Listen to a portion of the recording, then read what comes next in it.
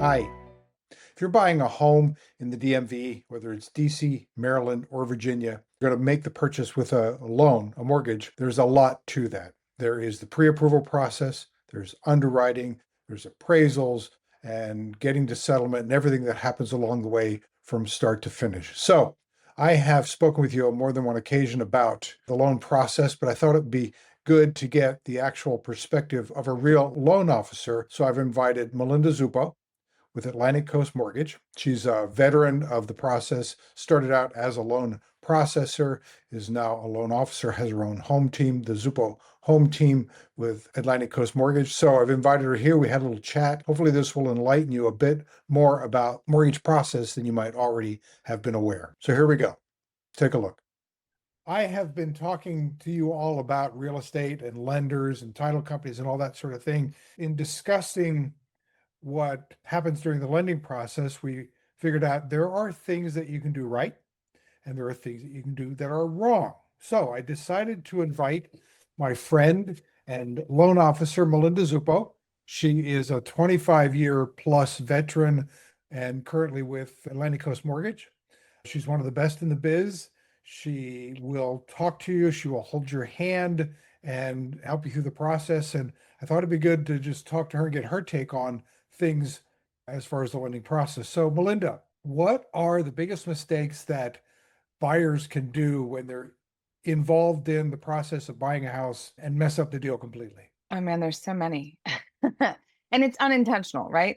Yeah. I think there's very simple things. There's some like technical things, and we could talk forever about what we've seen in 25 years, right? But I would say the biggest is not having open lines of communication. So that's usually what I talk when I have my initial intro calls with people. There's a few like sticky points that I definitely throw some weight into. One of them is open lines of communication with your team being both your realtor and your lender.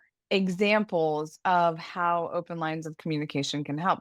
Are you planning to purchase a vehicle because an additional liability could hurt you? I had a conversation actually with a client earlier today, a former customer who reached out and they want to purchase a property next door to their home. And that can get a little hairy, right? So, my first question is wait a second, what is your end goal? What is your plan?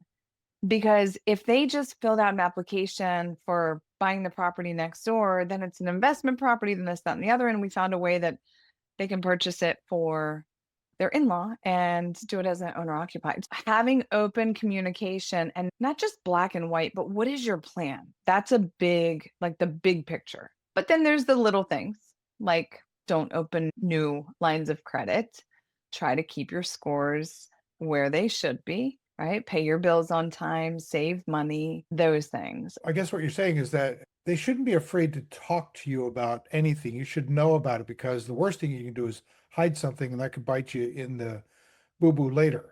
Yes, yes. Yeah, the unknown is the worst. Definitely don't hide it. I had another client, this was years ago, but they were right on the cusp of not qualifying. And they knew we had talked about it. Okay, like this is your maximum and you're pushing it. And he went and purchased a vehicle. Mm. And he thought, well, it was after he pulled credit. So I thought I'd be fine. No, no, no. Remember, we double check before closing.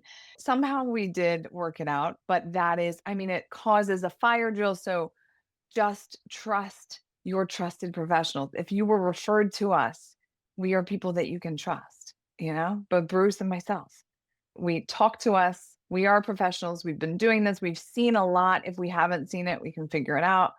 But yeah, So you check the credit at the beginning, you check it at the end. we do also look for things on like pay stubs. On pay stubs, we can see if there's a liability, like a child support obligation, things like that. So if it's there, we will find it. So it is much better to just be open.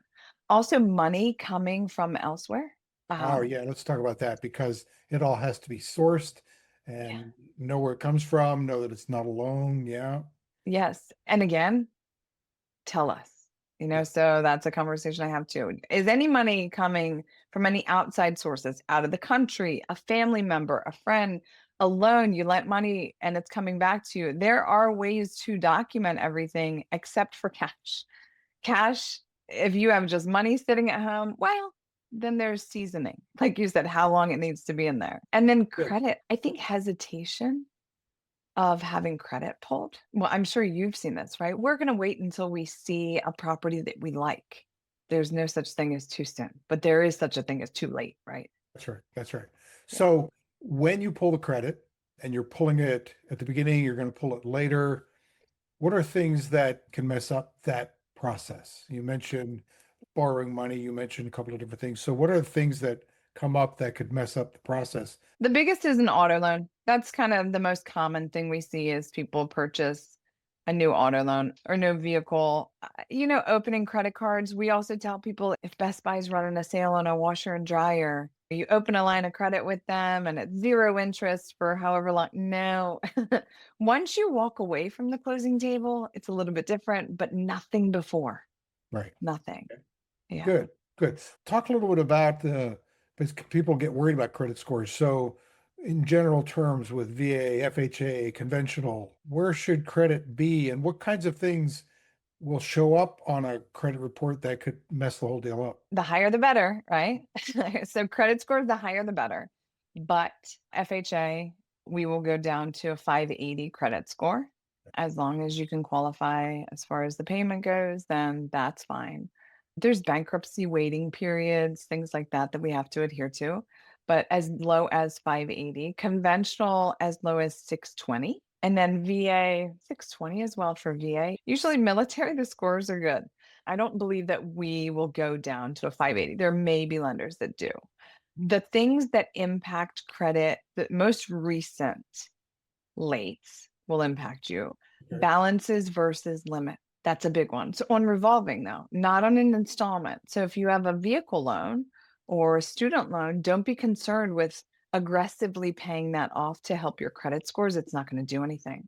You Hmm. pay off an installment, it does nothing. So as far as scores go, those are the biggest things. You want to pay everything on time. You're not late until after 30 days, but the sooner the better to pay Okay. your liabilities. And as far as credit pulls go, a buyer can have their credit pulled by as many mortgage companies as they want to within a 45-day window, and they all act as one inquiry. I don't like soft credit pulls because then if I pulled your soft credit last week and you find a property that you want to write an offer on, I have to now pull a new credit report and a new balance might have reported. And so you might have gone from a 680 credit score to a 678. 2 points different, but it changes the pricing in some cases. So some lenders actually advertise and try to get you in the door by enticing you with a soft credit pull. So you don't advocate that, huh?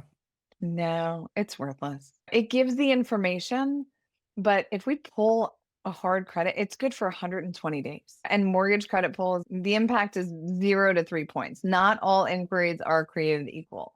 Okay. If you're late on all your things or over your limit, then any type of inquiry, if you're applying for another credit card or line of credit, it's a sign of desperation. That's going to hurt your scores. What's the difference between a soft and a hard pull? When you're actually going to be getting credit, right? A soft pull is like a glance, the things that when you look on your phone and the app has that your score is about this much, but you can't actually obtain credit with that soft pull. It's just a little peek into it.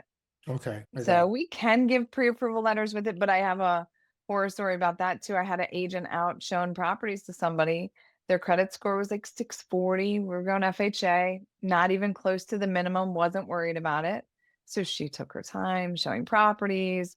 As soon as soft pulls came about and we were excited about it, then they found a property that he liked. He wanted to make an offer. And I said, okay, if you're truly going to make an offer now, we got to get a hard credit because we need that now. Credit scores dropped to like 560. Wow. What was the difference? Not that you can tell He specifics, but like he what? was well, I'm not talking about you Yeah, don't know the person's name. that's right. He was delinquent. He was currently delinquent on something where that has such, like I said, current anything right now that's negative has a large impact. And that if it was just on the refresh that we do right before closing, we don't check scores at that time. So Mm. had we done a hard pull, he I could have see. still gotten a loan. Yeah. Now, speaking of interest rates, so I get really annoyed when I think about the Fannie, Freddie, the Fed and all this manipulation that's been done in the last bunch of years. Tell me a little bit more about how that works. Like the Fed says, okay, we're meeting, we're dropping rates, blah, blah, blah, but then nothing happens with interest rates. And then you find out Fannie bought up a whole bunch of, Mortgage-backed yeah, securities. right. What happens with, and this is not my area of expertise, this is Fair enough. secondary, and I should take some extra classes. Well, I should take one on it, right? This is all I know from the conversations and the reading I've done and being in the business as long as I have. Mortgage-backed securities, there are entities purchasing up these mortgage-backed securities. So they're buying them, right? When you have more purchasing of mortgage-backed securities, then rates are they're coming down because it's a supply and demand thing, right? Now, when Fannie and Freddie are trying to give some rate relief, they're saying, okay, we're going to buy up mortgage-backed securities. When we heard that one of the countries whose pension fund was in US mortgage-backed securities and decided they're getting out of it, we saw rates jump because Right. that's Right. negative. The Fed's always looking backwards, though, Right. when they're making decisions. We have gripes about that because then we're oftentimes behind the curve, right? So when we hear about the Fed, specifically Fed rate drops, right? We hear that and we think that day, if the Fed dropped the Fed fund rate, which is the rate at which banks borrow money, then we're going to see a direct correlation to mortgage rates of 0.25%. And that's not the case. You see it on credit cards. You Right. see it on home equity lines that are directly associated with prime. On mortgages, when we look at the last Fed meeting and what was said, that matters more.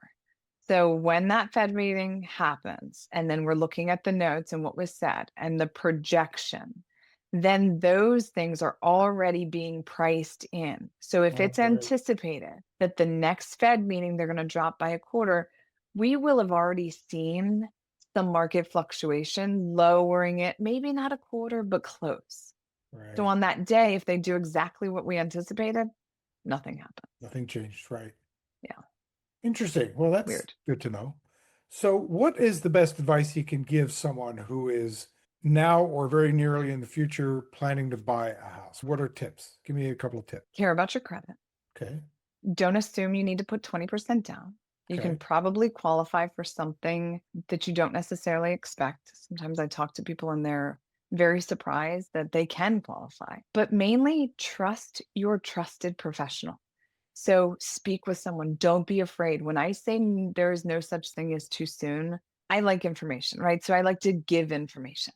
If it's a thought in your mind that you would like to purchase something in the next year, or you want to see if it's something that you could do, it is no sweat for us, doesn't cost anything for us to look into what that would look like for you today or a projection. We can't tell what rates are going to do, right? But we could say based on today's pricing, if you can't buy today, what can you do to ready yourself?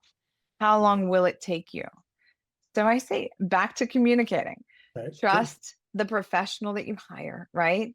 Communicate with them and let them advise you. Good. That's excellent. Well, this has been helpful to me. Anything else you want to say to anybody that might be getting ready to go? I believe in home ownership. You're talking to somebody that bought her first house at the ripe age of 19 and her son Wow. bought his at 23.